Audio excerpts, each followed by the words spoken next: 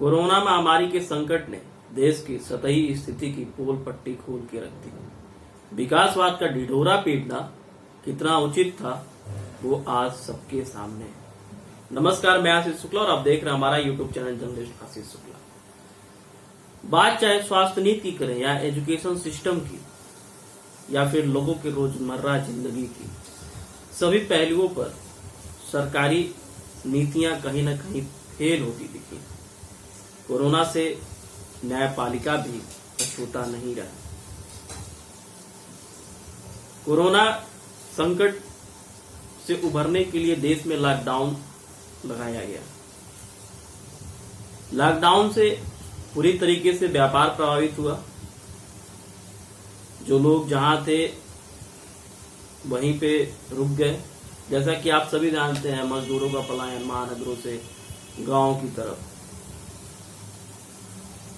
देश में जैसे ग्रामीण रोजगार मिशन है, वैसे शहर में भी शहरी रोजगार मिशन योजना होना चाहिए।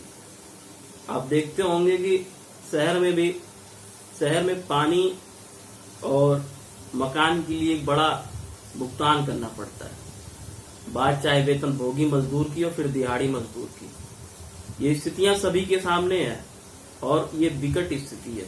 लेकिन इस महामारी ने जिस नीति पर अब तक सरकार नहीं सोची थी, नहीं अमल की थी, अब सरकार को इस पर सोचने की जरूरत है।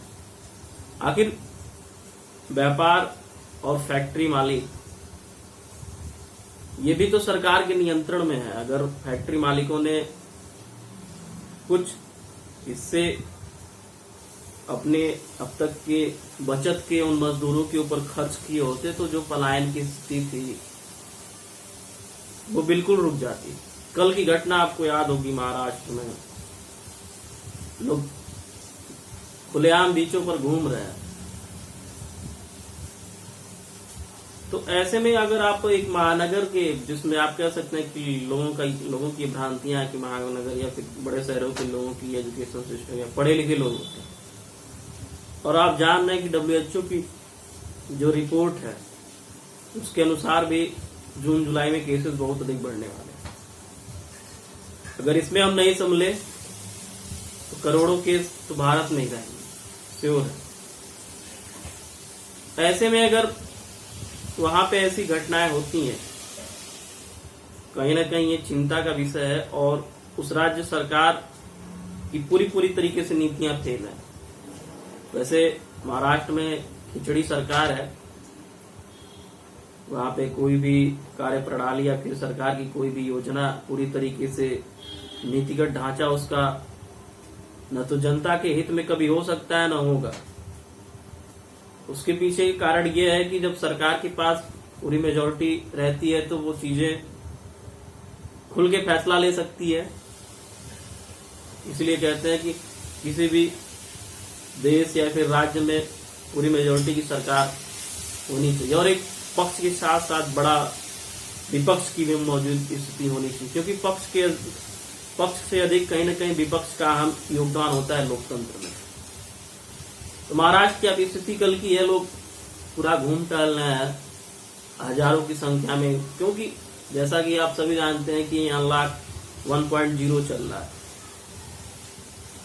धीरे धीरे छूट दी जा रही है। आज से सिनेमा हॉलों को भी खोल दिया गया और मंदिरों को भी। कहीं न कहीं सरकार को इस पे सोचना चाहिए था कि जब स्थितियां और विकट होती जा रही हैं तो हम धीरे धीरे लॉकडाउन की जो चीजें हैं उसमें और छूट दे रहे हैं।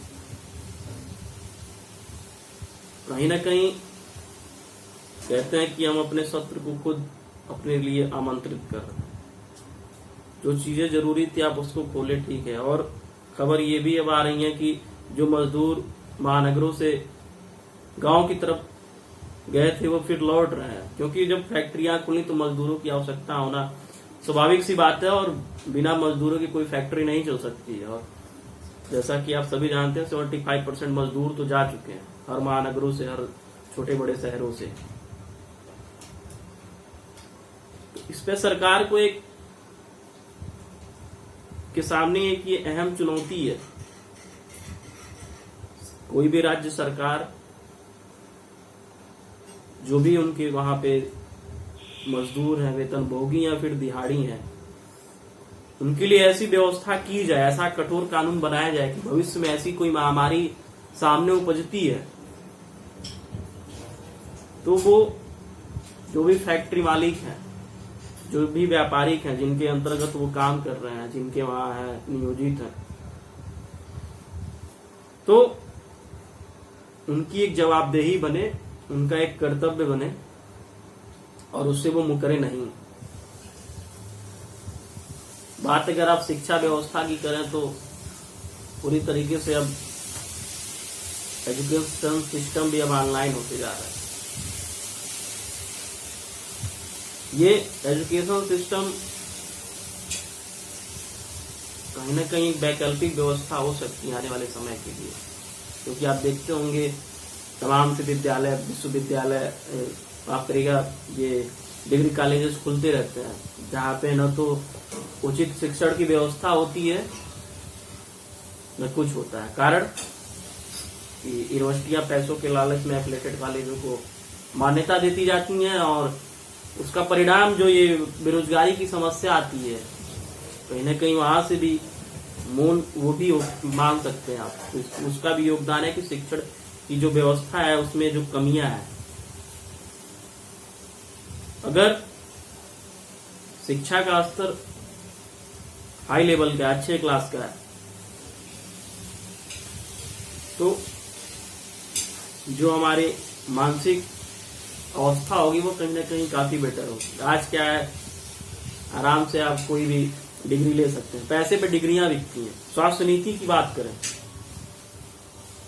अभी तक आप देखते होंगे कभी भी किसी मेडिकल कॉलेजों में कोई भी राजनीतिक अवरोध नहीं होता। उसके पीछे कारण है, वही व्यापार हो चुका है। करोड़ों रुपए रखिए, आपके पास लिए एमबीबीएस की सीट अवेलेबल, क्योंकि वो व्यापार है और संभ्रांत और संपन्न लोगों का एक केंद्र है। बल्कि आप यूनिवर्सिटियों में देखिए जहाँ नॉर्मल सिस्टम है, बीए और बीए और बीएससी और तमाम जैसी भी जो भी यूनिवर्सिटियां वहां पे सरकारी तंत्र पूरी तरीके से माफ करिए, राजनीतिक तंत्र पूरी तरीके से हावी है। विश्वविद्यालयों को ये छूट नहीं है वो बिना राजनीति महकमा के अपने कदम बढ़ा सके किसी भी नीति का ढांचा के लिए। तो स्थिति है, देश में बहुत सी अभी पहलुओं पर अमल करने की जरूरत है। बात व्यापार की हो, स्वास्थ्य नीति की हो, स्वास्थ्य नीति की जो आज दुर्दशा आप देख सकते हैं, वो अगर पढ़े लिखे लोग जाते, वेल एजुकेटेड जाते, पैसों पर सीट नहीं बिकती, तो जो डॉक्टर्स हैं वो कहीं ना कहीं बेटर करते जो आज कर रहे हैं।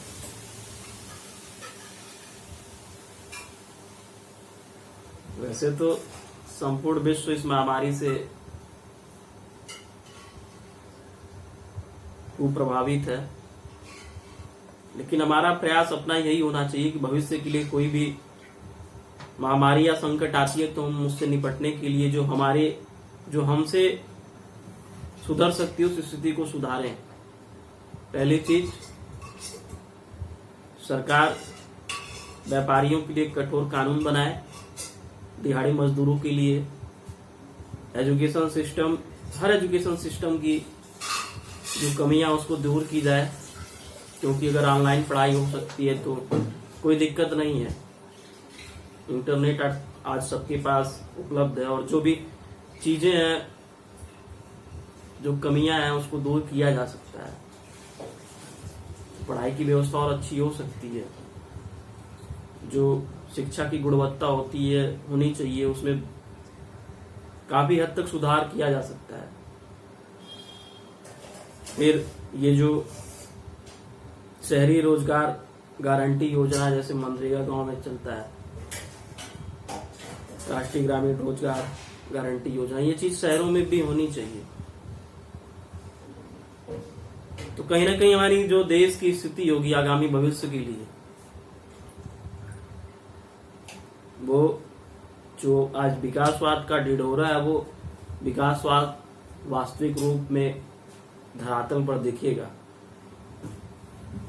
हर संकट, हर महामारी हमारे लिए एक नया विचार बिंदु छोड़ के जाता है। हाँ, जरूरी ये है कि सरकार और हम आप उससे कितना सीखते हैं और भविष्य के लिए खुद को कितना तैयार करते हैं, खुद को कितना मजबूत करते हैं। और इस महामारी को देखते हुए लोगों से तो यही अपील है, जितना भी हो सके अभी अपने आप को कैद रखें। हाँ, एक मनो स्थिति है, महीनों बाद लोगों को छूट मिला है तो लोग घूम टहल रहे हैं, लेकिन अगर आप ये चीजें आपके लिए लाभप्रद होंगी, अगर अपने आप को 2 से 3 महीने और रोक के रख लेते हैं तो आगामी भविष्य आपका अच्छा होगा। आपके लिए नहीं, आपके परिवार के लिए भी अच्छा होगा। खुदा न खास्ता कुछ हो जाए तो आपके पीछे न जाने कितने लोग रोने के लिए हो जाएंगे, और आपसे पूरा समाज, आपका परिवार, हो सकता है तमाम लोग उसके प्रभाव में, दुष्प्रभाव में भी आ जाएंगे। फिलहाल कहीं ना कहीं एक सरकार और हम सभी के लिए एक विचारणीय प्रश्न है, जितना हो सके खुद को कैद किया जाए, और जो भी अब तक की तंत्र की व्यवस्थाएं हैं, सरकारी तंत्र हो या फिर प्राइवेट तंत्र हो या फिर एजुकेशन सिस्टम हो, हर चीजों पर सोचने की जरूरत है। तो फिलहाल के लिए बस इतना ही, फिर मिलेंगे नए विचार के साथ, नए मुद्दे के साथ। अपना प्यार और आशीर्वाद बनाए रखें। कमेंट बॉक्स में अपना सुझाव और राय अवश्य दें, और चैनल को अगर सब्सक्राइब नहीं किया तो सब्सक्राइब कर लें, और बराबर में जो बेल आइकन है उसको जरूर दबाएं। तो अभी के लिए बस इतना ही, फिर मिलेंगे। तब तक के लिए जय हिंद, जय भारत।